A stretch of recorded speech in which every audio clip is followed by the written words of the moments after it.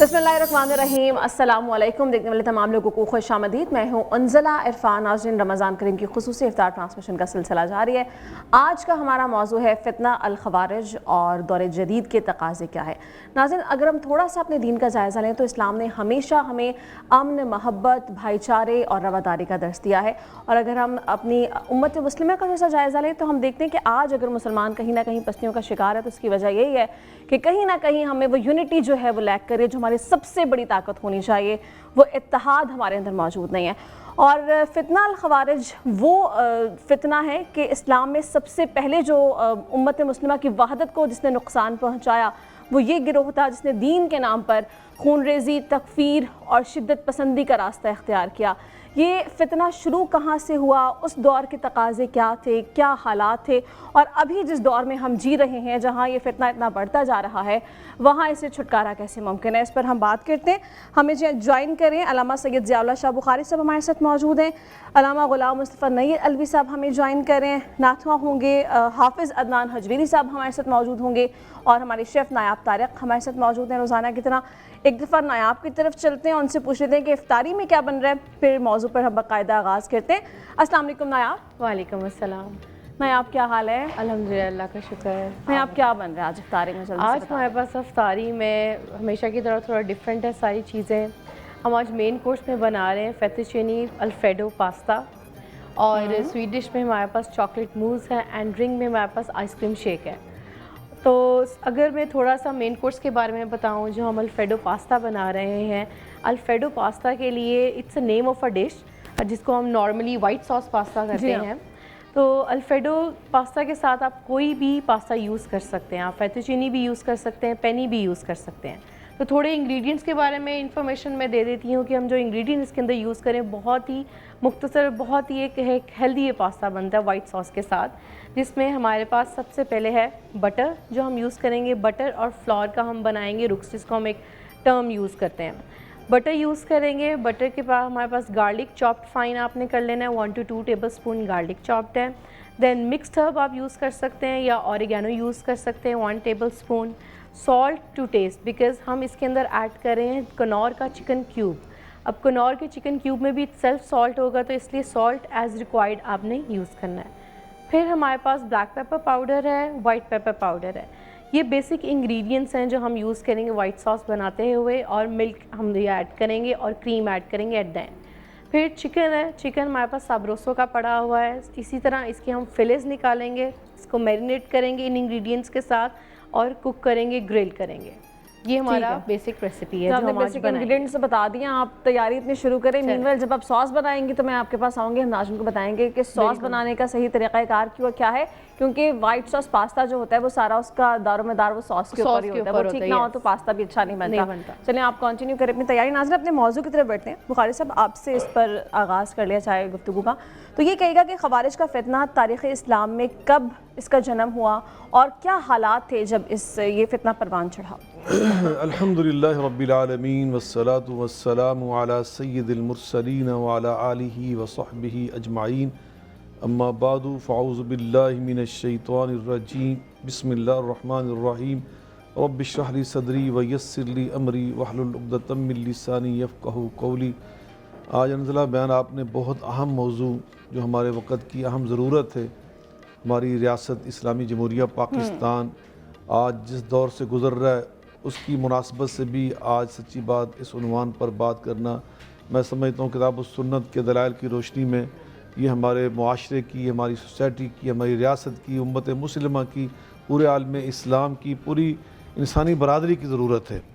तो अच्छा किया आपने, अल्लाह आपको और आपके इदारा जी यानी न्यूज़ को अजर अज़ीम अता फ़रमाए। जहाँ तक ताल्लुक़ है इस फितना खवारिज की तारीख़ क्या है इसकी, यकीनन नबी करीम अलैहिस्सलातु वस्सलाम ने इनके बारे में हमें पहले ही निशानदेही फरमाई थी कि ये ऐसे लोग होंगे कि फरमाया ये कुरान तो पढ़ेंगे, यानी ये नहीं कि कुरान को छोड़ देंगे या कुरान से अपना ताल्लुक़ मुनक़ते कर देंगे, लेकिन फरमाया कि यक़राऊनल कुरान, कुरान की क़िराअत करेंगे, कुरान पढ़ेंगे, लोगों को यही साबित करेंगे हमारा कुरान से बड़ा मजबूत रिश्ता है। लेकिन फरमाया कि ला तजावज़ तराक़ियहुम, लेकिन कुरान जो है वो उनके गले से नीचे सीने तक नहीं उतरेगा, یعنی حلق کے اوپر اوپر سے وہ ایک ظاہری طور پر قرآن پڑھ رہے ہوں گے. جی. اور فرمایا یمرقون من الدین کما یمرق السحم عن الرمیہ، جس طرح تیر کمان سے نکل جاتا ہے اس طرح یہ دین سے نکل جائیں گے. اور حضرت سیدنا علی المرتضیٰ امیر المؤمنین کرم اللہ وجہ الکریم جب جنگ صفین ہوئی اس موقع پر جب ان کے مد مقابل جو فوج تھی حضرت امیر معاویہ رضی اللہ تعالیٰ عنہ کی، تو انہوں نے قرآن پاک نیزوں پہ بلند کیا، مصحف کو بلند کیا اور کہا جی ہمارے درمیان اور آپ کے درمیان یہ قرآن پاک، اس سے ہم عدل کروا لیتے ہیں، ثالثی کروا لیتے ہیں. تو اس موقع پر آپ نے، چونکہ حضرت علی المرتضیٰ بہت بڑی ہستی تھے اور امیر المؤمنین تھے، نبی پاک صلی اللہ علیہ وسلم کے تربیت یافتہ تھے، تو آپ نے تو قرآن کا ادب کرنا تھا، احترام کرنا تھا. تو یہ جو گروہ تھا نا، انہوں نے فوراً یہ کنارہ بلند کیا ان الحکم الا للہ. اچھا. کہ حکم صرف اللہ کا چلتا ہے. اچھا. اور غیر اللہ کو یہ حق حاصل نہیں ہے. اس طرح کا انہوں نے یہ نعرہ، ایسا سلوگن بلند کیا. تو حضرت علی المرتضیٰ کرم اللہ کریم نے کیا ایک تاریخی جملہ ارشاد فرمایا. آپ فرماتے ہیں کلمۃ حق ارید بہا الباطل، کہ یہ ان الحکم الا للہ، یہ کلمہ حق ہے جو کہ قرآن پاک کی آیت مبارکہ ہے. جی ہاں. کہ کائنات میں حکم میرے اللہ کا چلتا ہے، اس میں تو کوئی شک و شبہ نہیں ہے. لیکن وہاں جو جملہ نے ارشاد فرمایا نا، وہ سننے والا فرمایا ارید بہا الباطل، کلمہ حق کا استعمال کیا جا رہا ہے لیکن اس کے پس پردہ جو ان کے مقاصد اور مطالب اور اہداف ہیں وہ باطل ہیں. تو بعض اوقات میں انہی کے مطلب کی کہہ رہا ہوں، زبان میری ہے بات ان کی، میں انہی کی محفل سجا رہا ہوں، چراغ میرا ہے رات ان کی. یہ جو خارجی ہوتے ہیں نا، یہ کام بعض اوقات جب کر رہے ہوتے ہیں اسلام کا نام لے کر، چونکہ ان کی علامات، لیکن مقاصد ان کے باطل کے ہوتے ہیں، مقاصد ان کے برے ہوتے ہیں.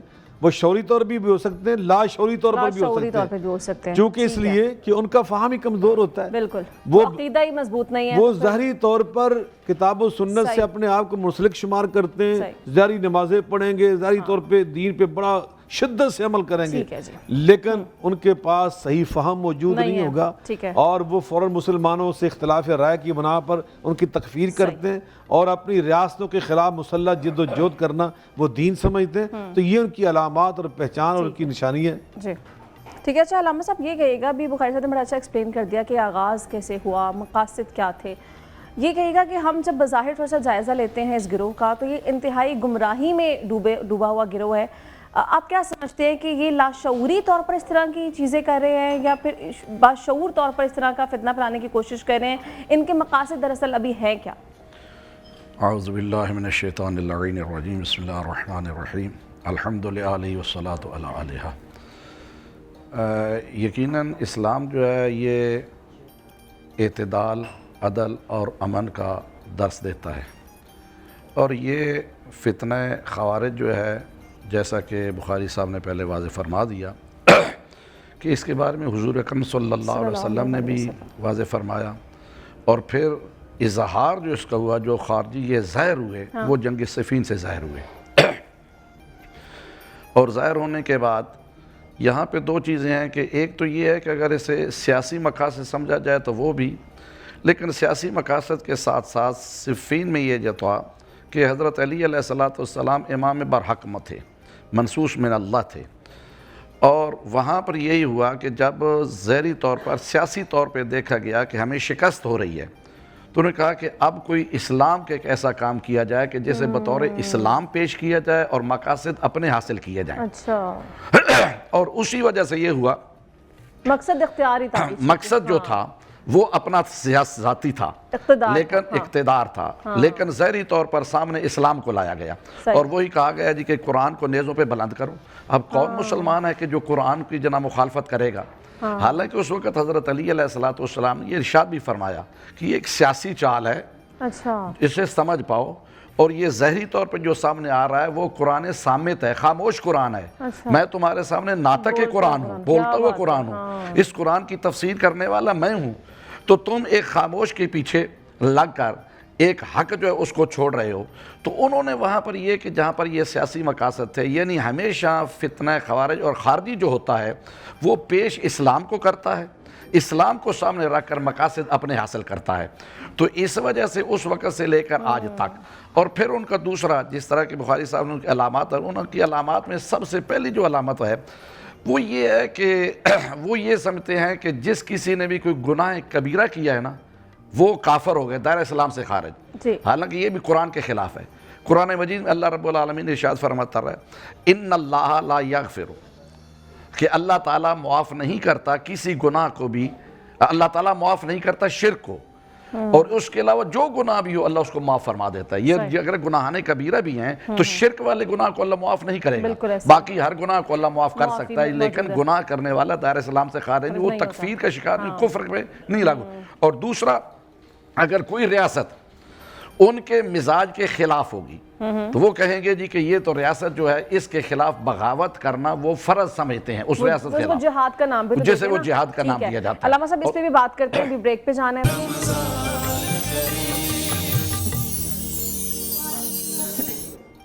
ویلکم بیک ناظرین، گفتگو کی جانب بڑھتے ہیں، لیکن گفتگو پر بڑھنے سے پہلے میں آپ کو بتا دوں کہ wild venture water park Karachi میں موجود ہے اور یہ آپ کو 50 ممبرشپ جو ہے وہ فری دے رہا ہے، اور ہم اس کے تعاون سے کمپٹیشن بھی کرا رہے ہیں. روزانہ کی بنیاد پر آپ سے ایک سوال پوچھا جاتا ہے. آج کا سوال یہ کہ قرآن مجید میں سب سے پہلا سجدہ کس صورت میں آیا ہے؟ اس کا جواب آپ نے دینا ہے. نمبر آپ کی واٹس ایپ نمبر آپ کی اسکرین پر ہے، اور آپ نے صحیح جواب دینے والے کو قرآن اندازی کے تحت اس کی فری ممبرشپ دی جائے گی.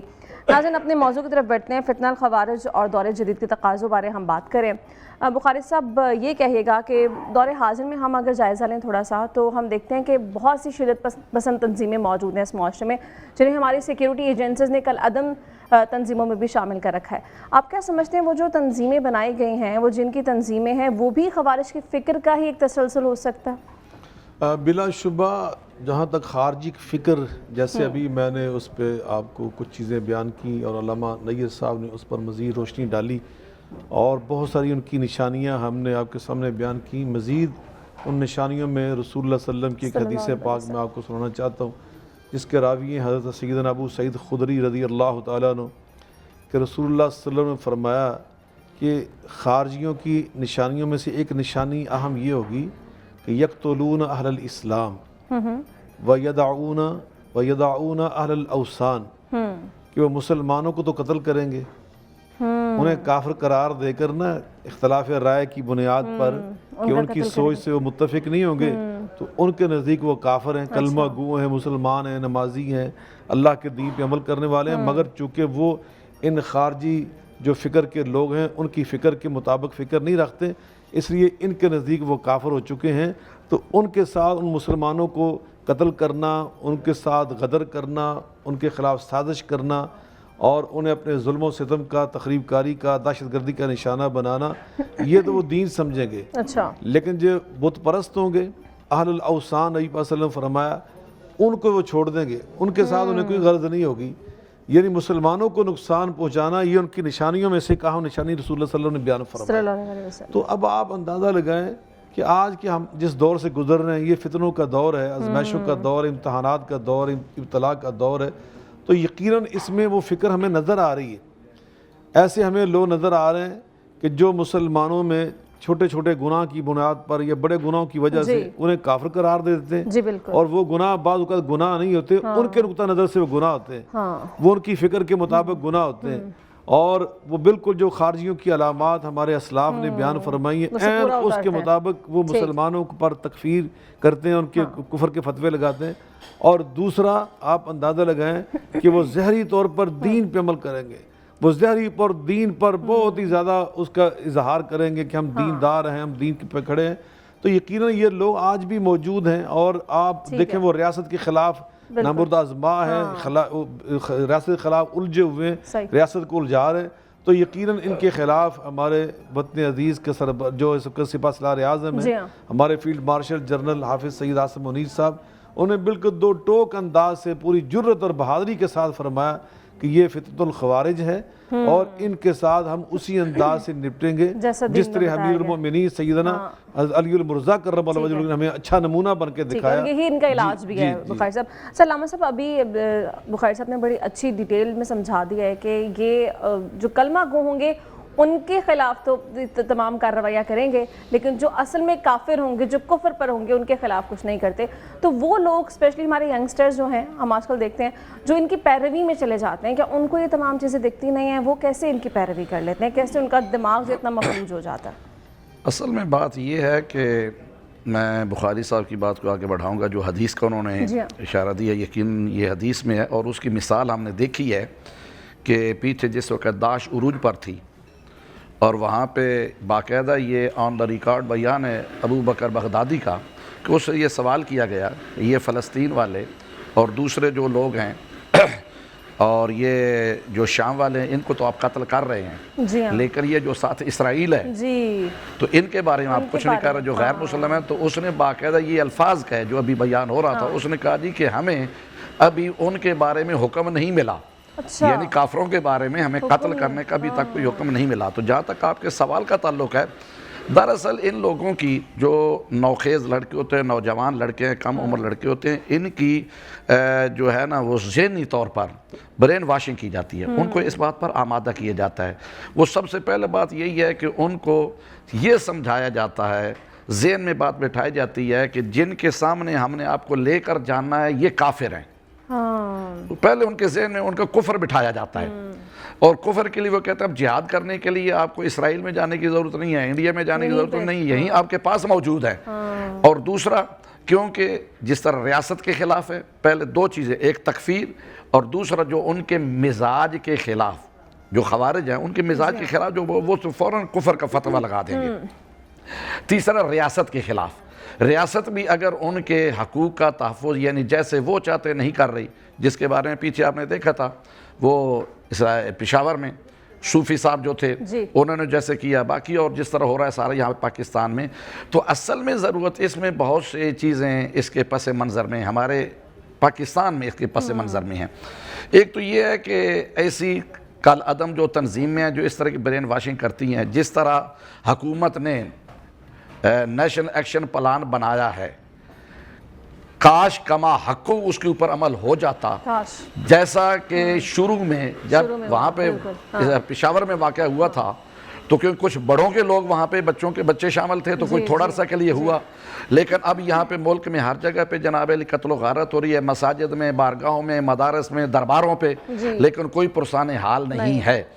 لیکن اس میں جیسے آپ کا سوال ہے کہ اس کے پیچھے آیا کون ہے, پیچھے وہی کال عدم تنظیمیں ہیں. کال عدم تنظیمیں اگر آپ کے ملک میں وہی کال عدم تنظیمیں جناب اسلام آباد جیسے شہر کے اندر جلسہ کر کے جناب علی وہ کافر کافر کے نعرے لگا رہے ہوں, اور ہماری سیکورٹی ایجنسیز وہاں پہ جناب ان کو اس کو پھر ہمیں سوچنا پڑے گا نا آخر کیا ہے کہ اس کے اوپر عمل کیوں نہیں کیا جا رہا. تو اس کے اوپر آنی ہاتھوں سے جیسا کہ یہ کہا جا رہا حکومت کوشش کر رہی ہے, ہمارے جو سیکورٹی ادارے وہ کوشش کر رہے ہیں, ہماری آرمی کر رہی ہے, لیکن یہاں پہ کسی قسم کی رعایت نہیں ہونی چاہیے. جب مسلسل ان کو یہ پتہ چلے اور ان کے اوپر آنیاتوں نپٹ جائے گا تب یہ سلسلہ ختم ہو سکتا ہے.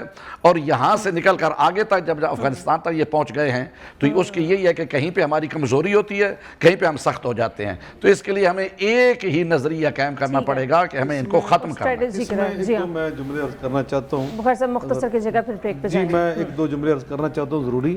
جہاں تک تعلق ہے نا سیریا کا, وہاں سچی بات بشار الاسد کی جو حکومت تھی نا, یہ اس کا رد عمل تھا جس کا حوالہ دیا نا ابھی علامہ نیر صاحب نے. انہوں نے بھی ظلم کی انتہا کر رکھی تھی, انسانیت کے ساتھ انہوں نے بھی بربریت قائم کر رکھی تھی. تو اس لیے اللہ تعالیٰ کے یہ سلسلے ہیں, پھر اللہ تعالیٰ سسٹم ایسا بدل دیتا ہے. نمبر دو, جو دوسری بھی بات انہوں نے ارشاد فرمائی نا کہ یقیناً اس وقت ہماری جو ریاست ہے ہمیں اس کے تقاضوں کو سمجھنا چاہیے. بعض چیزیں ہیں ہماری داخلی, اور وہ جو ہمارے مسلکی اختلاف ہیں یا ہمارے آپس میں شیعہ سنی جو تصادم ہے یا اختلاف ہے علمی طور کا, ہمیں اس کو اندرونی طور پہ رکھنا چاہیے. اس وقت ہماری جو ٹکر ہے نا وہ ان لوگوں کے ساتھ ہے ریاست کی حیثیت سے کہ جو ہمیں سچی بات تمام مسلمانوں کو جتنے بھی کلمہ پڑھنے والے ہیں ان سب کو ہی وہ دائرہ اسلام سے خارج سمجھتے ہیں. وہ پوری اسلامی جو ریاست ہے اسلامی جمہوریہ پاکستان وہ اس کے خلاف کھڑے ہیں. ہم نے من حیث القوم ان کے خلاف کھڑے ہونا ہے.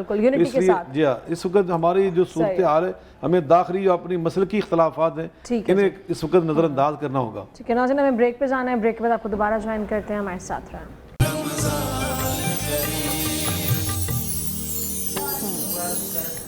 ویلکم بیک ناظرین. ابھی ہم اپنے کچن میں موجود ہیں اور نایاب کی تیاریاں جو ہیں زور شور سے جاری ہے. نایاب ابھی کیا کر رہی ہیں آپ ڈالڈا کوکنگ آئل کے ساتھ؟ ہم ڈالڈا کوکنگ آئل میں جو چکن میرینیشن کی ہوئی تھی ہم نے الفریڈو پاستا کے لیے, اس کو ہم کریں گے فرائی. تھوڑا سا ابھی بالکل. جب بھی ہم سوتے کرتے ہیں یا پین میں گرل وغیرہ کرتے ہیں بہت ہی آپ نے minimum amount of oil use کرنا ہے اس کے اندر, کیونکہ ہم اس میں کوئی ڈیپ فرائنگ نہیں کر رہے ہیں. ٹھیک ہے. تو جو چکن کے فلس تھے میں نے جیسے آپ کو پہلے بتایا تھا, ہم نے بون لیس بریسٹ کے اس کے فلس نکال کے اس کو میرینیٹ کیا ہے. میرینیٹ اب کس میں کیا ہے, آئل یوز کیا ہے ایز پر ڈالڈا کا, سالٹ حسب ذائقہ آپ نے یوز کرنا ہے, بلیک پیپر پاؤڈر, اوریگینو یا مکس اپ کے ساتھ اس کو میرینیٹ کر کے میں نے سائڈ پہ کر لیا تھا. اب جیسے میرا آئل جو ہے ذرا ہیٹ اپ ہوگا, پھر اس کے اندر میں جو چکن کی میرینیشن ہے, جو فلز ہیں, وہ میں اس کے اندر فرائی کروں گی. اور میک شیور کہ کبھی آپ نے اس کو اوور ڈن نہیں کرنا, کیونکہ اکثر ہوتا ہے کہ جب ہم اس کو اوور ڈن کر لیتے ہیں ہارڈ ہو جاتا ہے, تو چوئی نہیں ہونا چاہیے. بریسٹ پیس ویسے بھی ہوتا ہے. یوز کیا ہوا ہے نایاب؟ میرینیشن میں ہم نے سالٹ ایڈ کیا ہے, بلیک پیپر ایڈ کیا ہے, اوریگینو یا مکس ہربس آپ یوز کر سکتے ہیں, اور آئل ڈالا. آئل کیوں ڈالا ہے, کیونکہ اس کو مرج کر کے رکھتا ہے جو بھی ہماری میرینیشن ہوتی ہے. تو ہمارا آئل تو ہے ذرا ہیٹ اپ ہو چکا ہوا اس کی.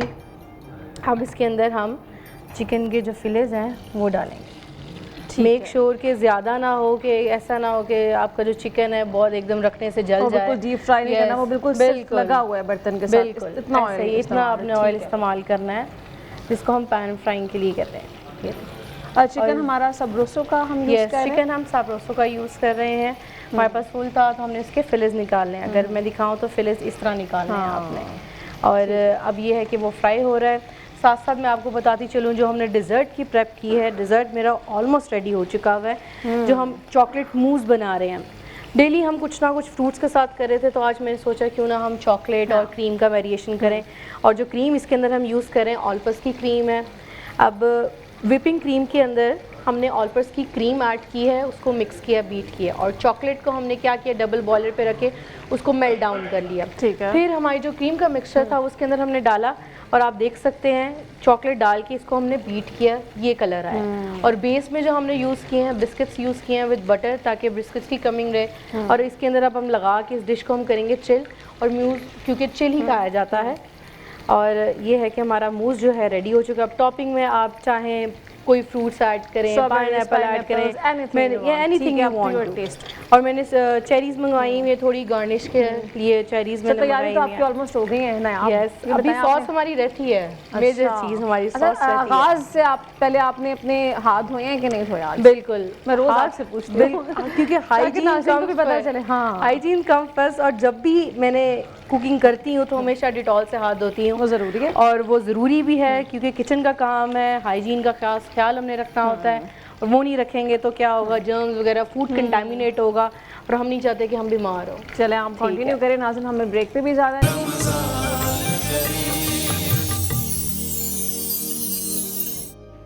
ویلکم ایک ناظرین, اپنے موضوع کی طرف بڑھتے ہیں اور گفتگو وہیں سے کنٹینیو کرتے ہیں. بخاری صاحب, ہم نے پہلے بات کر لی کہ حضرت علی بن ابی طالب کے دور میں جب آغاز ہوا اس فتنے کا تو ان کا مقصد محض اقتدار تھا اور اس کے علاوہ کوئی مقصد نہیں تھا. دور حاضر میں آپ کیا سمجھتے ہیں کہ ان کے مقاصد کیا ہو سکتے ہیں, جب یہ جانتے بھی ہیں کہ اقتدار تو انہیں اس طرح سے مل نہیں سکتا, تو ابھی دور حاضر میں ان کے کیا مقاصد ہیں؟ بلا شبہ اسلامی جمہوریہ پاکستان یہ عالم اسلام کے لیے اللہ کا ایک بہت بڑا تحفہ ہے. بے شک سے اللہ تعالیٰ نے ہمیں یہ ماہ رمضان مبارک میں 1947 میں آخری عشرے میں اور عین اس رات میں اس مبارک شب میں عطا کیا ہے, جس کو ہم شب قدر کہتے ہیں. 27ویں رمضان مبارک کو 1947 14 اگست تھا. تو یہ اللہ تعالیٰ نے ہمیں, اور پھر اس کا نام ذرا دیکھیں, ہمارے اس پورے ماحول میں نام ہے, قومیت کی بنیاد پہ نام ہے, فلاں ملک کا نام, جتنے بھی ملک آپ دیکھ لیں. لیکن جب پاکستان کی باری, یہ قومیت کی بنیاد پہ نہیں, اس کا نام رکھایا گیا اللہ پاک کی طرف سے پاکستان.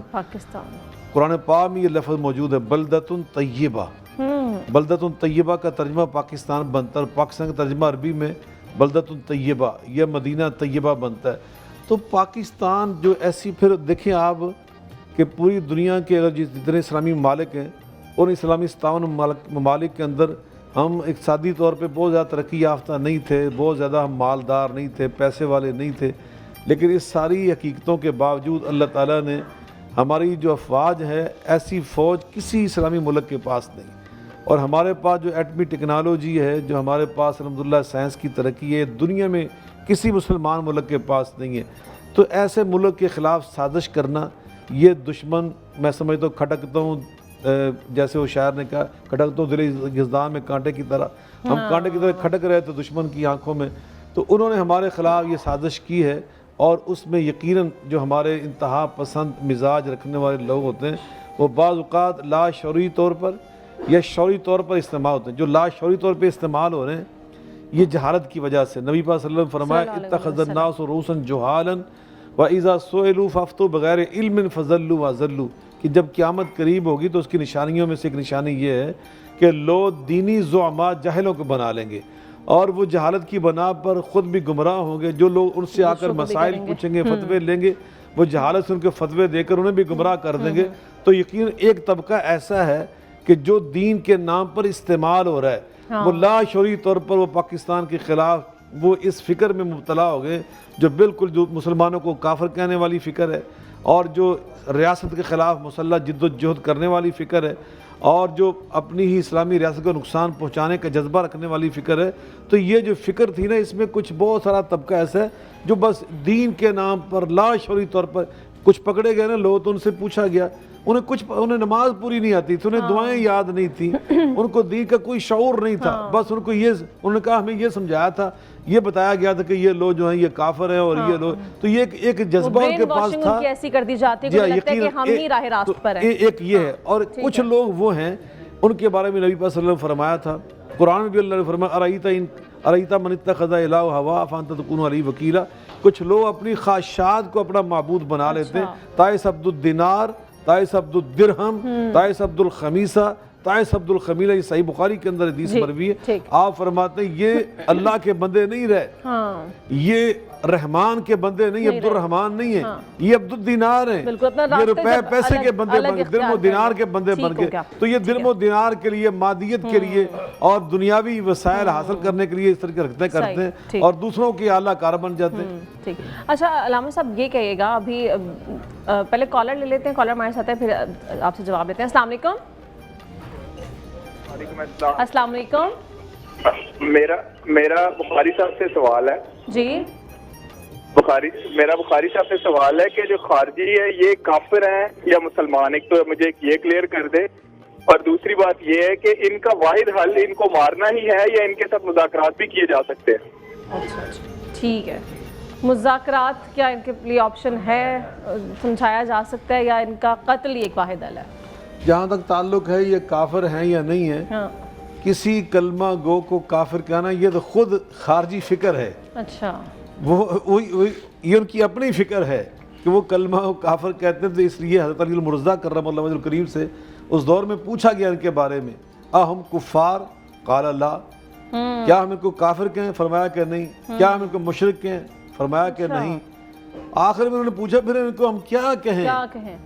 تو آپ نے کیا ارشاد فرمایا؟ آپ فرماتے ہیں ہم اخواننا قد بغوا علینا، کلمے میں ہمارے یہ بھائی ہیں، یہ انہوں نے کلمہ پڑھا ہوا رسول کریم علیہ الصلوۃ والسلام کا، دین اسلام میں یہ داخل ہوئے ہیں، لیکن یہ باغی ہیں، انہوں نے ریاست کی بغاوت کر رکھی ہے، اس لیے ان کے ساتھ لڑنا، ان کے ساتھ جنگ کرنا ان کی بغاوت کی وجہ سے، ان کے کفر کی وجہ سے نہیں ہے، ان کی بغاوت کی، انہوں نے اسلامی ریاست کی بغاوت کر رکھی ہے، اور اسلامی ریاست سے یہ لڑ رہے ہیں، ان کے ساتھ جنگ کر رہے ہیں۔ کیا مذاکرات کی طرف جایا جا سکتا ہے، گنجائش ہے کہ نہیں ہے؟ حضرت علی المرضی نے آغاز میں ان کے ساتھ بہت مذاکرات کیے، بلکہ آپ خود تشریف لے کر گئے، حضرت عبداللہ ابن عباس رضی اللہ تعالی عنہما انہیں بھیجا، ان کا بڑا معروف مناظرہ ہے، ان کے جو 3 بنیادی سوالات ہیں، ان کے جس انداز سے آپ نے کتاب اللہ سے، قرآن مجید کی آیات بینات سے ان کو جواب دیے تھے نا، وہ میں سمجھتا ہوں ہمارے پاس وقت نہیں، اگر میں سناتا تو ہمارا ایمان تازہ ہوتا۔ ہم اگلے سیگمنٹ میں آتے ہیں نا، پھر اس سے بات کر لیں گے۔ تو ان کے ساتھ آپ نے مذاکرات کیے،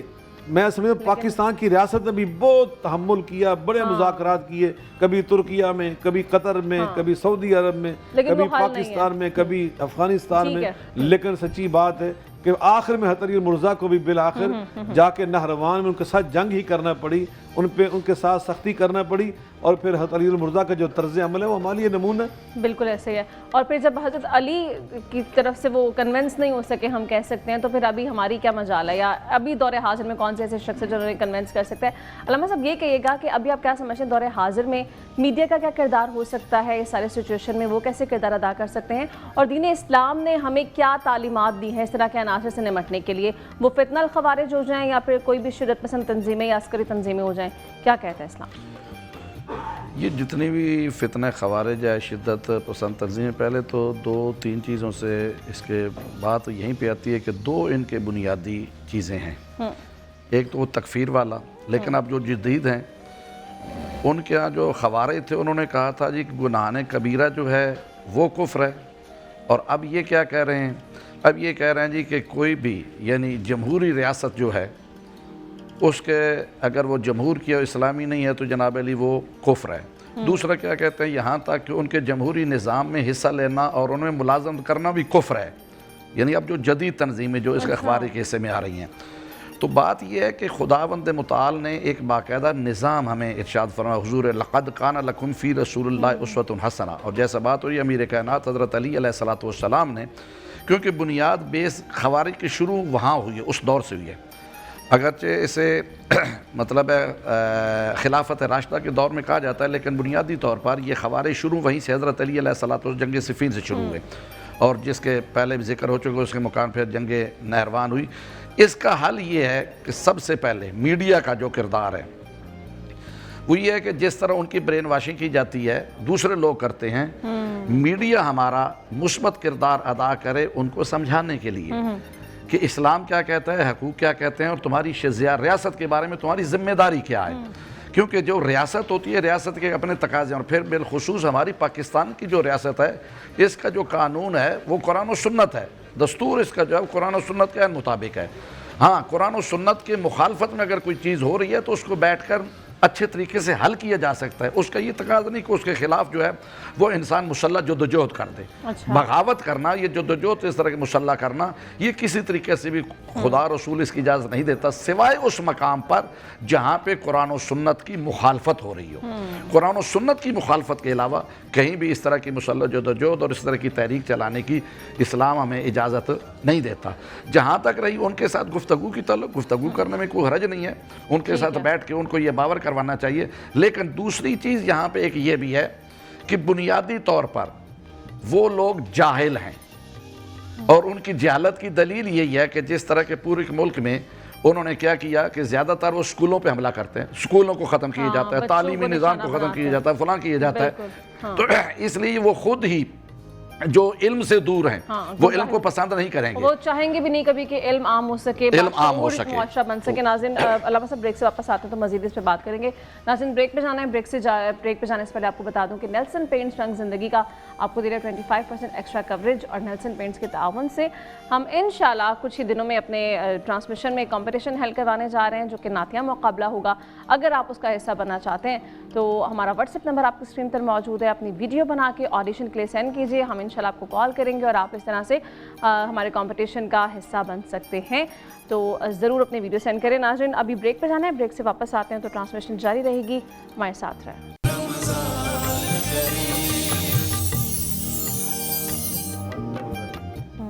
ویلکم بیک ناظرین، ٹرانسمیشن کا سلسلہ جاری ہے اور ابھی ایک کالر نے بھی ہمیں جوائن کر لیا۔ السلام علیکم۔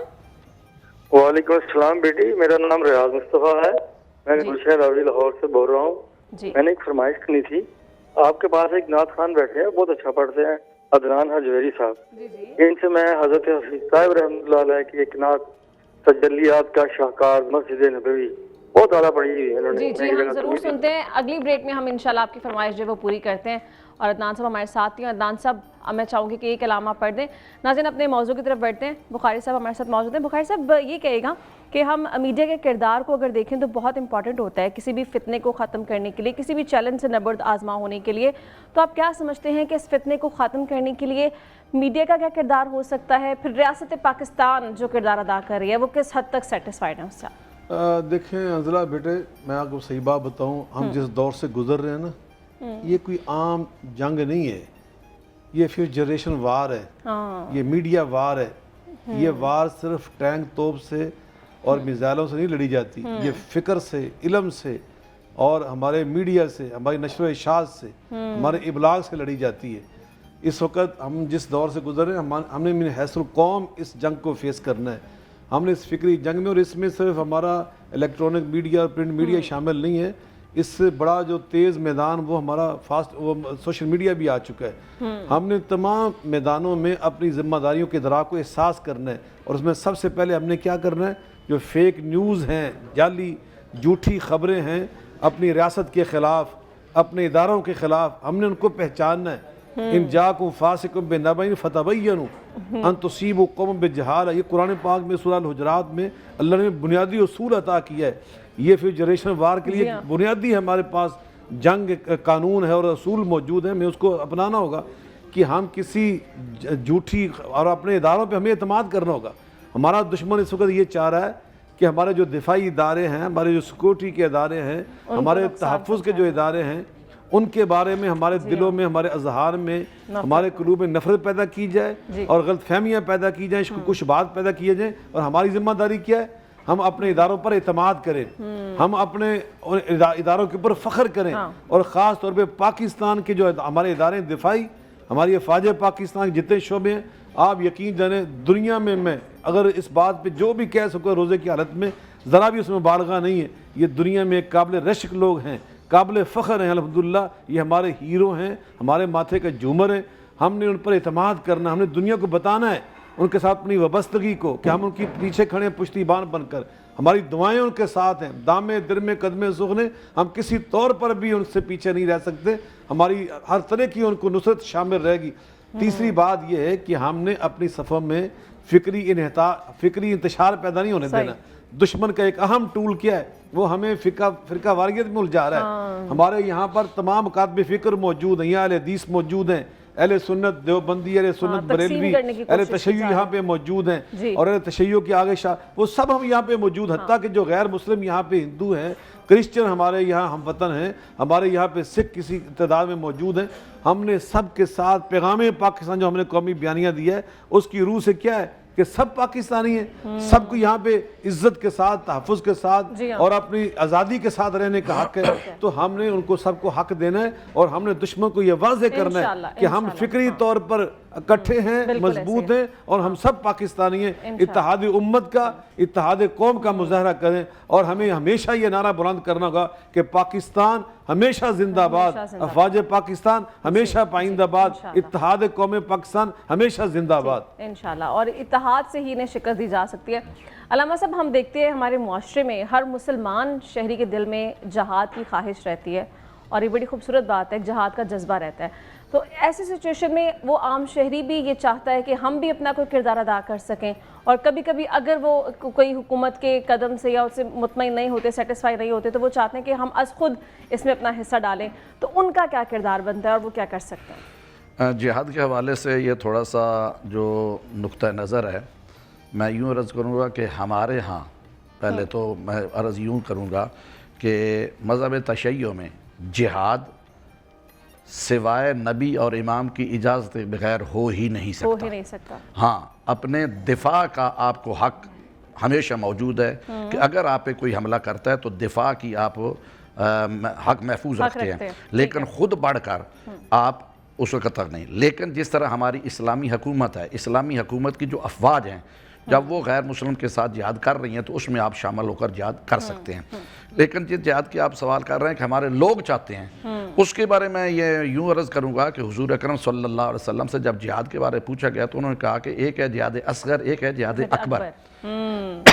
تو یہ جو لوگوں کو مارنا یا لوگوں سے جا کر میدان میں لڑنا، یہ جہاد اصغر ہے، اور جہاد اکبر جو ہے وہ ہے اپنے نفس کے ساتھ جہاد کرنا۔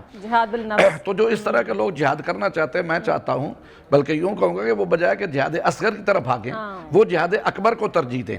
اور جہاد اکبر ہر بندے کے اپنے اختیار میں ہے، اور اس کرنا اپنے نفس پہ کنٹرول کرنا۔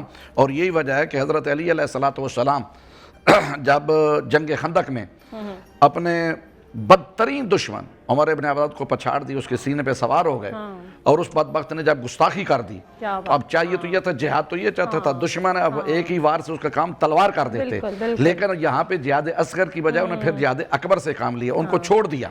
صحابہ کرام نے حضور علیہ السلام سے یہ پوچھا کہ یا رسول اللہ اتنا بڑا طاقتور شکار ہاتھ میں آتا، علی نے چھوڑ دیا، کہا کہ علی اس کا جواب دیں گے۔ جب پوچھا گیا تو انہوں نے کہا کہ یا رسول اللہ جو کچھ میں کر رہا تھا وہ فقط اللہ، خدا اور رسول کی رضا کے لیے کر رہا تھا، اس نے جب گستاخی کی تو اس میں میرا نفس کی ذات غصہ شامل ہو جاتا، تو میں علی وہ کام کرتا ہی نہیں جو فقط اپنی ذات اور نفس کے لیے، میں فقط خدا اور رسول کے لیے کرتا ہوں۔ اچھا اس میں یہ بھی ایڈ کر دیں کہ اگر فار ایگزامپل حالات ایسے ہوں کہ جہاد فرض ہو جائے کسی بھی اسٹیٹ کے اوپر، اسٹیٹ اجازت نہیں دیتی ہے یا اعلان نہیں کرتی ہے، اور پھر جو شہری ہیں وہ چاہتے ہیں کہ اس طرح سے اعلان ہو، وہ نہیں ہوتا، تو پھر وہ کیا؟ دیکھیں ہمارا ملک جو ہے یہ اسلامی حکومت ہے، اب یہاں پہ جو بھی کی جائے اگر اس طرح کا جہاد فرض ہو جاتا ہے تو ہمارے یہاں پہ علماء موجود ہیں، یقیناً وہ جناب علی علماء، اور ہماری اسٹیٹ بھی جو ہے وہ علماء کو ساتھ لے کے چل رہی ہے۔ جب کوئی اس طرح کا قومی اور مذہبی معاملہ ہو جاتا ہے نا جو شرعی حوالے سے ہو، تو تمام اکاتب فکر کے علماء کو وہ بٹھاتے ہیں، جیسا کہ بخاری صاحب بیٹھے ہیں اس طرح تمام اکاتب فکر، اور اس کے مطابق وہ آگے فیصلہ لیتے ہیں کہ شرعی طور پہ اس بارے میں کیا حکم ہے اور ہمیں کیا کرنا چاہیے، اور یقیناً جو اسٹیٹ جو اس بارے میں ریاست فیصلہ کرے گی وہ قرآن و سنت کے خلاف نہیں کرے گی، وہی ہوگا کہ جو خدا اور رسول اور قرآن کے مطابق ہوگا۔ میں علامہ صاحب کی اجازت دو جملے کرتا ہوں اس حوالے سے۔ جو جہاد ہے نا، قتال اور جنگ لڑنا اور دشمن کو قتل کرنا، اس کا حق صرف ریاست کا ہے، صرف ریاست کا، ریاست کے سوا کوئی انفرادی طور پر جہاد اور قتال کی شرعی طور پر کوئی استحقاق کی پوزیشن نہیں رکھتا، نہ کوئی جماعت، نہ کوئی گروہ، نہ کوئی ادارہ، نہ کوئی جماعت، نہ کوئی تنظیم، نہ کوئی علاقہ، یہ صرف اور صرف حق میں وقت کا، یہ ریاست کے استحقاق ہے۔ یہ قرآن پاک میں اللہ تعالیٰ نے خود بیان فرمایا، قرآن پاک میں اللہ تعالیٰ فرماتے ہیں جب بنی اسرائیل پر جہاد فرض ہوا تو انہوں نے اپنے نبی سے کیا کہا تھا کہ ہمارا حکمران کون ہے، ہمارا سربراہ ریاست کون ہوگا، تو انہوں نے فرمایا طالوت، اور یہ نہیں کہا کہ میں اللہ کا نبی موجود ہوں، بلکہ جو ان کا مطالبہ تھا نا وہ شرعی اور دینی مطالبہ تھا، بالکل درست تھا، تو آپ نے اس مطالبے کو پورا فرمایا، اور خود نبی کریم علیہ السلام نے فرمایا الامام جنۃ فلیقاتل من ورائہ، جو وقت کا حکمران ہوتا ہے، سربراہ ہوتا ہے، وہ ڈھال ہوتا ہے اپنی قوم اور اپنی امت کی، اس کی چھتری کے نیچے جہاد کیا جاتا ہے۔ اس لیے ہم نے پیغام پاک میں یہ درج کیا ہے کہ کسی کو یہ حق حاصل نہیں ہے کہ وہ پاکستان کے اندر کوئی گروہ اٹھ کر، کوئی جتھا بنا کر، کوئی تنظیم بنا کر، جتنا مرضی جو مرضی صورتحال ہو جائے، یہ صرف ریاست کا حق ہے۔ یہ بھی ایڈ کر دیں کہ اگر ان کیس جو میں علامہ صاحب سے پوچھ رہی تھی کہ اگر ریاست اناؤنس نہیں کرتی کہ جہاد فرض ہو گیا ہے، کوئی بھی ایسے معاملات ہوتے ہیں تو روز قیامت پھر وہ عوام جواب دے نہیں ہے اللہ کے حضور، پھر ریاست جواب دے کہ حالات جہاد اگر فرض ہو چکا تھا تو کیوں اعلان نہیں کیا؟ جہاد کی فرضیت ریاست پر تھی، عوام پر نہیں، اس لیے جواب دہی وہ ریاست کی ہوتی ہے، عوام کی نہیں، عوام نے اپنا کام کرنا ہے۔ علامہ صاحب نے بڑی خوبصورت حدیث سنائی ہے، نبی پاک صلی اللہ علیہ وسلم نے فرمایا اب تم جہاد اکبر سے واپس آ رہے ہو، جہاد اصغر سے واپس آ رہے ہو، حالانکہ جنگ سے آ رہے تھے، اب جہاد اکبر کی طرف جا رہے ہو۔ صحابہ نے پوچھا جہاد اکبر، فرمایا اپنے نفس کی اصلاح کرنا، یہ جہاد اکبر ہے، تو ہمارا عوام کا کام تو ہے جہاد اکبر، ہم اپنی اصلاح کریں، ہم اپنے آپ کو ٹھیک کریں، جو ہماری ذمہ داری ہیں ایک ریاست کے اندر رہتے ہوئے۔ نبی پاک نے فرمایا دین النصیحہ، دین تو خیر خواہی کا نام ہے، ہمدردی کرنے کا اور دوسروں کی خیر چاہنے کا نام ہے۔ صحابہ نے پوچھا کس کس کی خیر خواہی، فرمایا للہ ولرسولہ صلی اللہ علیہ وسلم ولائمۃ المسلمین وعامتہم، جیسے پبلک کی خیر خواہی تمہاری ذمہ داری ہے، اسی طرح جو ہمارے حکمران ہوتے ہیں ان کی بھی خیر چاہنا، ان کے ساتھ ہمدردی کرنا اور ان کے ساتھ ان کے بارے میں اچھا گمان رکھنا، یہ ہمارا فرض ہے بحیثیت مسلمان۔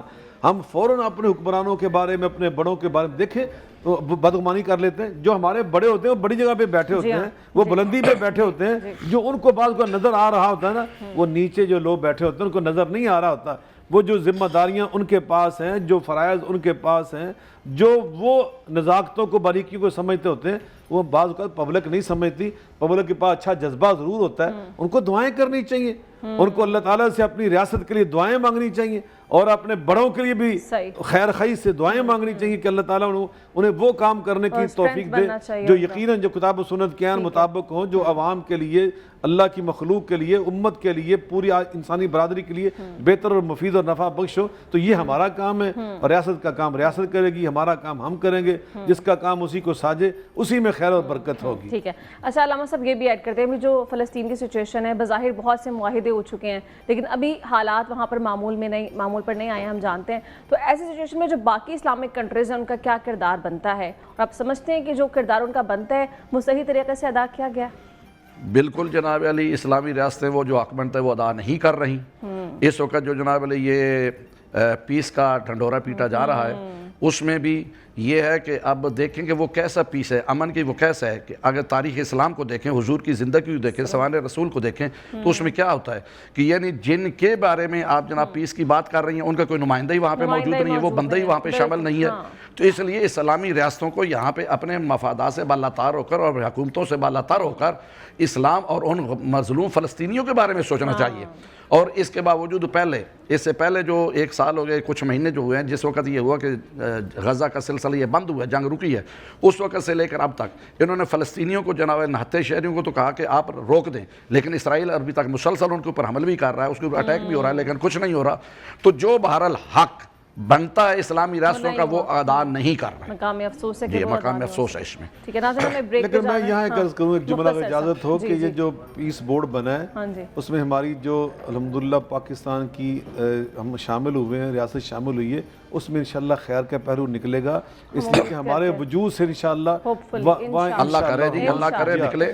یا یقیناً اس لیے کہ جیسے میرا اور آپ کا جذبہ ہے نا، واللہ جو ہمارے فوجی ہوتے ہیں نا، ان کا جذبہ ہم سے کئی گنا آگے ہوتا ہے امت کی بقا کے لیے. لیکن کہیں ایسا نہ ہو، خدا کرے جیسے کہہ رہے ہیں ایسے ہی ایسا نہ ہو کہ جناب دوسری فوجوں میں جیسے شامل ہو جانا ہے. اللہ کرے ایسا نہ ہو، اللہ کرے اس میں خیر ہی رہے. اور ہمارے لیے اس سے زیادہ باعث فخر کیا بات ہو سکتی ہے کہ اگر وہاں پر امن قائم ہوتا ہے تو اس میں پاکستان کا کردار. آپ دیکھیں کہ وہاں رافت افطار کے دسترخوان بچھے ہوئے ہیں.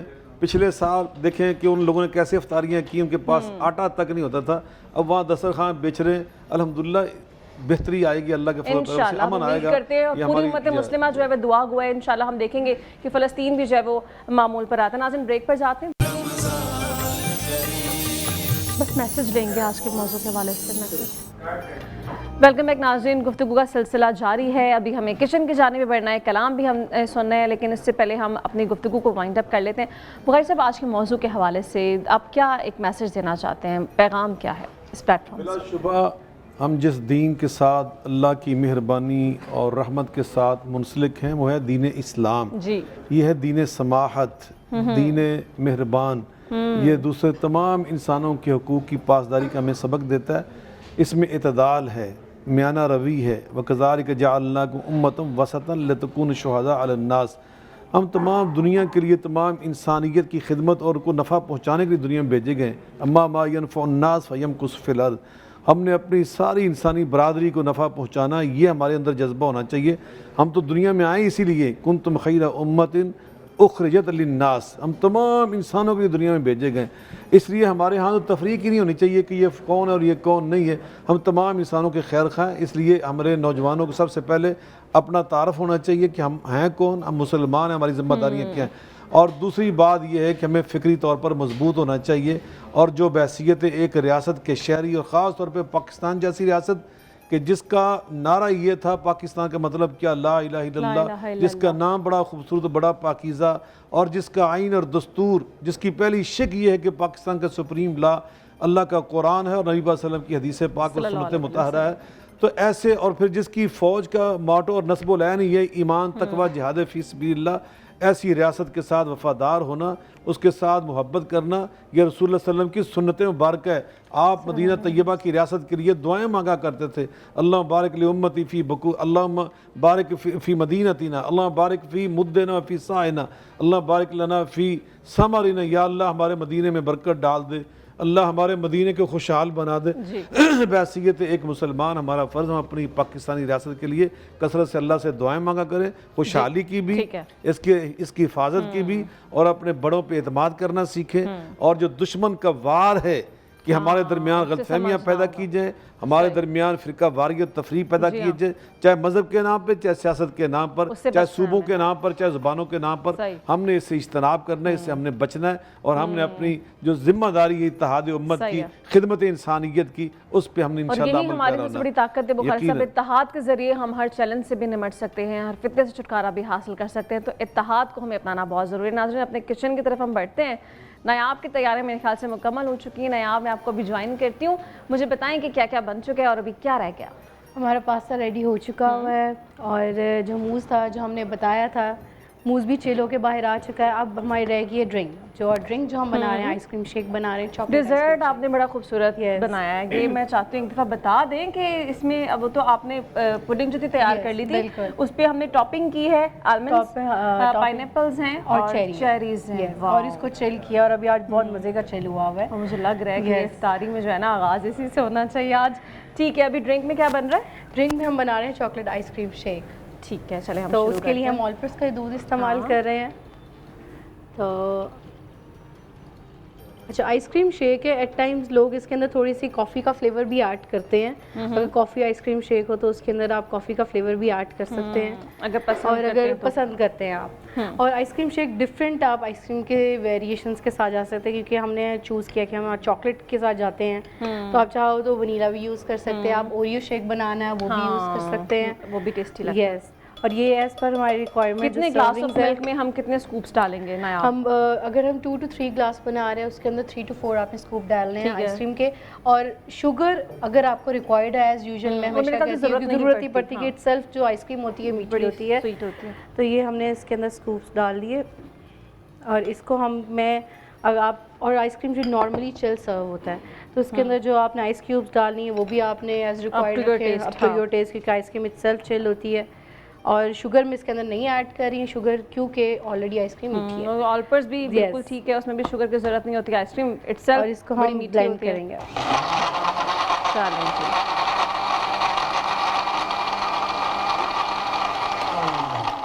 یہ ہمارا چاکلیٹ شیک ریڈی ہے. اچھا، ایٹ ٹائمس کیا ہوتا ہے کہ جب ہم اس کی سرونگ وغیرہ کر رہے تھے، لوگ اوپر سے بھی نا پور کرتے ہیں، آئس کریم ڈالتے ہیں تاکہ آئس کریم اور ڈیری شیک کا ذرا اچھا لگے. تو آپ چاہیں تو آپ اوپر سے بھی ٹاپنگ کر سکتے ہیں، وپ کریم کی بھی کر سکتے ہیں. یہ اپ ٹو یو ہے کہ ہم نے کتنی کرنی ہے. پریزنٹیشن آپ کو جو اچھی لگتی ہے آپ اس طرح سے بالکل ویسے بھی ہم کر سکتے ہیں اس کے اندر.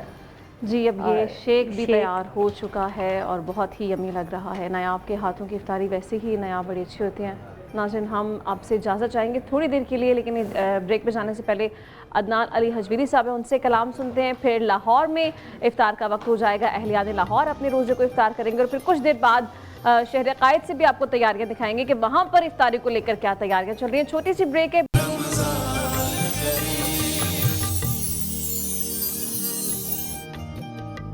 ویلکم بیک ناظرین. بریک کے بعد آپ کو ایک بار پھر خوش آمدید. ٹرانسمیشن کا سلسلہ جاری ہے، اور ابھی ہمیں جوائن کیا ہے سائراز اٹالیر کی سی ای او سائرہ رضوان صاحبہ نے.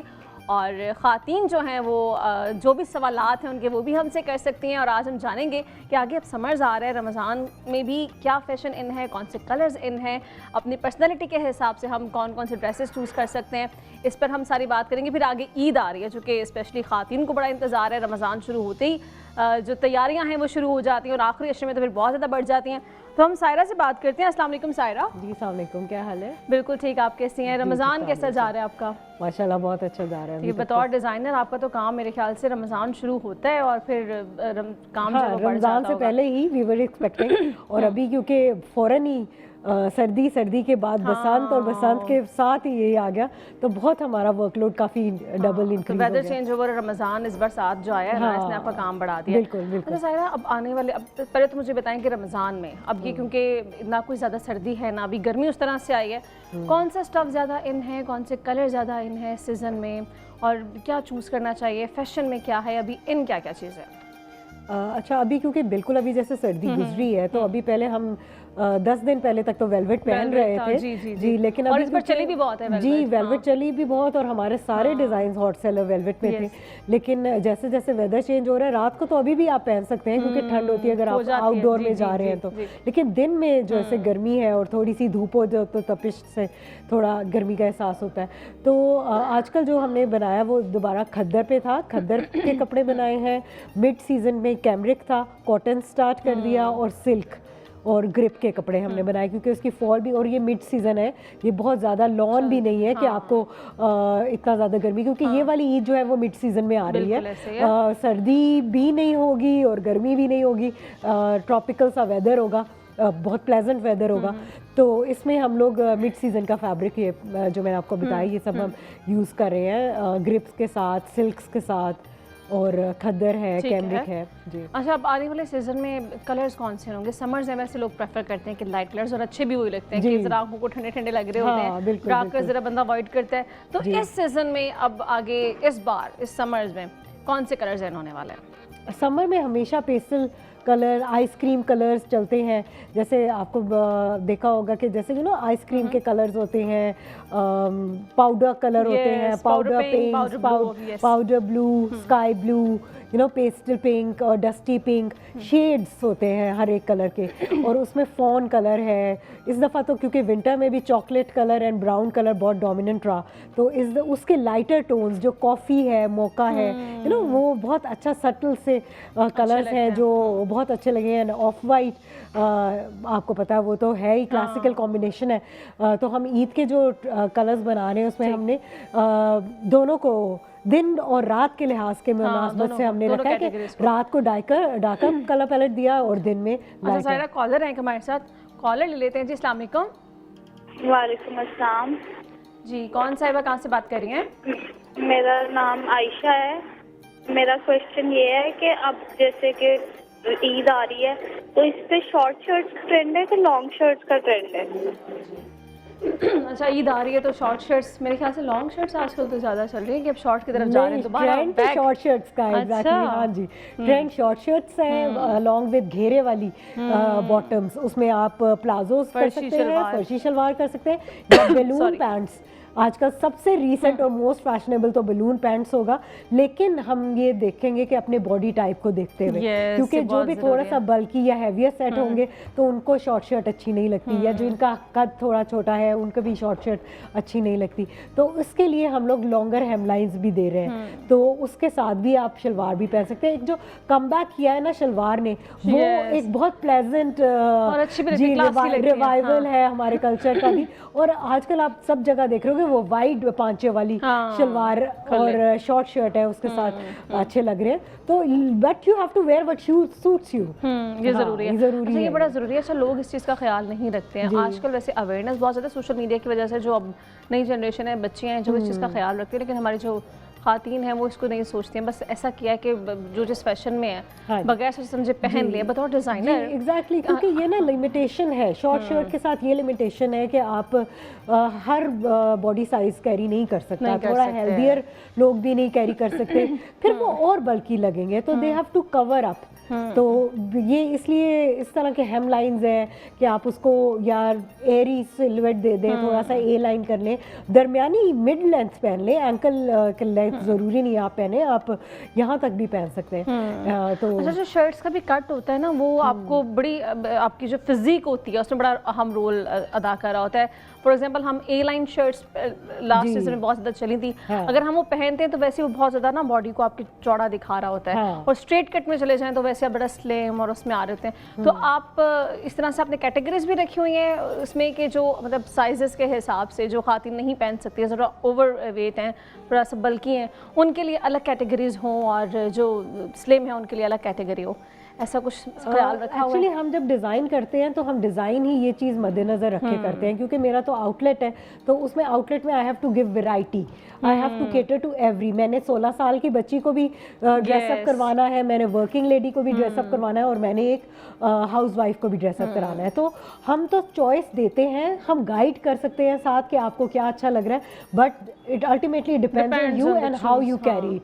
तो हम हर स्टाइल, हम शॉर्टर हेम लाइन्स, राउंड हेम लाइंस भी दे रहे हैं, देखें वो भी बहुत चल रही है। फिर उसके अलावा हम एंकल लेंथ काफ्तान्स दे रहे हैं, ठीक है, वो लॉन्गर है। अगर आप हेल्दी हैं तो आप वो पहने ताकि आपके पूरे कर्व्स आपके कवर अप हो जाए, ठीक है। लेकिन ये चॉइस आपने करनी है। और जो हमारे जो ऐसे इंटरव्यूज होते हैं या जब मैं आती हूँ या हम अपने इंस्टाग्राम पे हम वहाँ ही गाइड करते हैं। उसके बाद नाउ जो चॉइस इज ऑन कस्टमर कि वो आउटलेट पे आके क्या चूज़ करना चाहता है। वहाँ पे भी ऑफ कोर्स सेल गर्ल्स होती हैं जो उन्हें गाइड करती हैं, लेकिन ये है कि ब्लाइंडली फैशन हम भी कहते हैं कि फॉलो ना करें। आप ओकेजन को देख के फॉलो करें, आप किस जगह जा रहे हैं। फॉर एग्जाम्पल जैसे अगर मैं भी आज डिज़ाइनर तो मैं भी समझ सकती थी कि मैं अपना कोई भी भारी भरकम सा जोड़ा पहन सकती थी और स्टाइल किस्म का पहन लूँ, लेकिन नहीं, you have to have some sense कि आप कहाँ जा रहे हैं, आप किस तरह की गैदरिंग में बैठ रहे हैं, डे टाइम है, नाइट टाइम है, कौन सा, तो ये सब चीज़ें देखनी पड़ती हैं। You can wear all the type, आप कहीं और भी वेस्टर्न भी पहन के जा सकते हैं, लेकिन अफ्तार है तो आप you have to where dupattas, you have to where some very subtle graceful colours. तो परचेजर जो होते हैं ना उसके पास चॉइसेस सारी होती हैं, लेकिन हमेशा up to your test, up to your sense depend करता है कि आपने अपने आप को कैरी किस तरह से करना है। और यही जो है वो चीज़ आपको लोगों अलग दूसरे लोगों से मुनफरिद बनाती है और क्लासी बनाती है।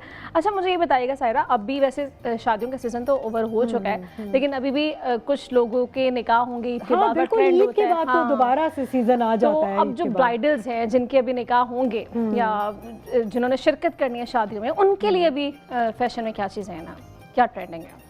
देखिए वो तो ऐसे फंक्शंस हमारे ट्रेडिशनल जोड़ों में ही अच्छे लगते हैं। उसमें हमारे पास लॉन्गर गरारे होते हैं और लहंगे होते हैं, फिर हमारे पास मैक्सी, अनारकली स्टाइल, अंगरखा स्टाइल, जो हमारे क्लासिकल डिज़ाइंस हैं वो कभी भी ख़त्म नहीं होते। आप अगर आजकल मस्जिद में जैसे निकाह का ट्रेंड है या हमारी दुआए खैर है तो उसमें हमारे लाइट कलर्स हैं, उसके साथ हम घेरदार लहंगे होते हैं या दुपट्टे और उसके ऊपर काम golden and classical of whites में कर रहे हैं निकाह के लिए। लेकिन लाइटर कलर पैलेट तो चलता ही रहता है थ्रू आउट द समर जी। तो ये इसके अलावा अच्छा, हमने देखा था पिछले कुछ सालों तक वाइट कलर जो था ना निकाह पे, वो एक साइन सिग्नेचर ड्रेस बन चुका था, सिग्नेचर कलर बन चुका था, लेकिन अब वो आहिस्ता आहिस्ता आउट हो रहा है। लोग जाते हैं पाउडर पिंक की तरफ, आइस ब्लू कलर हो गया या ग्रे, लाइट ग्रे, बिल्कुल एग्जैक्टली, और पिस्ता, लेकिन ऑफ वाइट स्टिल वो आप वाइट नहीं कहेंगे उसको, वो पर्ल वाइट करेंगे, आइवरी कलर हो गया जो आपने वेयर किया हुआ है। वो ये जो पर्ल वाइट कलर है वो हमेशा ही फैशन में रहता है और निकाह का तो एक स्टेपल बन गया कि गोटाज एक्सेसरीज के साथ ये पहने आप तो। लेकिन हम वही बेबी पिंक, पिस्ता कलर, इन कलर्स में जा रहे हैं, लाइट ग्रे, फिर उसके साथ हम एक एक्सेंट कलर की ज्वेलरी दे देते हैं। जैसे ग्रीन स्टोन की ज्वेलरी बहुत ज़्यादा चल रही थी, एमरल्ड की, रूबी की विद सिल्वर एक्सेंट्स। तो फैशन इवॉल्व भी कर रहा है साथ साथ, लेकिन आप देखें तो 10 साल पीछे भी जा रहा है डिकेड में। जैसे अभी अब शलवारें आई हैं और गोल घेरे वाली शर्ट्स आ गई हैं। तो मैं अभी कल ही सोच रही थी कि ये वो फैशन है जो हमने अपने कॉलेज में किया था 10 साल पहले, शॉर्ट और वो घेरेदार पटियाला शलवार होती थी। बल्कि एक बैलून शलवार मेरे पास अपनी है और मैं ढूंढ के मैं थक गई हूँ। मैंने कहा मैं नहीं बना लेती हूँ अपनी। लेकिन अच्छा, पटियाला शलवार और बैलून शलवार में डिफरेंस क्रिएट करें। आजकल जो हमारे टेलर्स हैं ना उन्हें भी पता नहीं चलता। बच्चे उन्हें जाके कहते हैं बैलून शलवार बना दे, तो वो बेचारों की ईद तक, अगले ईद वाले दिन ही पता चलता है कि जी बैलून की जगह पटियाला शलवार जो है ना उसमें आपके यहाँ से बल आते हैं, साइड से, वो जरा पंजाबी स्टाइल है पटियाला शलवार। उसमें यहाँ से बहुत ज्यादा घेरा आता है, जैसे आप बलोची भी कह सकते हैं, बलोची जेंट्स भी जो पहनते हैं, that is a kind of Patiala और ये पंजाबी है। लेकिन जो बैलून है वो that is a kind of middle eastern, वहाँ से आई है। और ये आप अलादीन की, जास्मिन एंड अलादीन की जो सीरीज देखते थे तो उसके अंदर उसमें हमारी ऑल राउंड घेरा होता है और नीचे से छोटा सा हेमलाइन होता है जो क्लोज कर देते हैं, वो बैलून पैंट्स कहलाती हैं। तो लेकिन अभी इतने डेफिनेट वो ट्रेंड में है, लेकिन मतलब लोग एक्सेप्ट करते हुए थोड़ा सा टाइम लेते हैं किसी नई चीज़ को। तो लेकिन जो फर्शी शलवार है और जो वाइट बॉटम वाली शलवार है, लोग उसको बहुत इजीली कैरी भी कर रहे हैं और ईद पे वो ज़्यादातर नजर आए। अच्छा, अब ये भी ट्रेंड चल पड़ा है कि जो ब्राइड और ग्रूम है ना, उन्होंने जी सेम कलर पहना या कंट्रास्ट में कलर पहना, कोई ऐसा फ्रेम होना चाहिए जिसमें दोनों ब्राइड एंड ग्रूम अच्छे लगे, तो क्या उसका भी ख्याल रख रही हैं? मैं इसका जवाब आपसे लेती हूँ। पहले कॉलर है हमारे साथ, कॉल एक ले लेते हैं। अस्सलाम वालेकुम। वालेकुम सलाम मैम, क्या हाल है? ठीक है अल्हम्दुलिल्लाह। कहाँ से बात कर रहे हैं? हसनैन अली शाह बात कर रहा हूँ, आटा कंजरू से। जी, क्या सवाल है? मैम आपका ना प्रोग्राम बहुत अच्छा चल रहा है, रमजान के साथ अल्लाह पाक अगर आपको ना ये प्रोग्राम चलाती रहें और इंशाल्लाह आप कामयाब होती रहें तो। जी, बहुत शुक्रिया, बहुत शुक्रिया।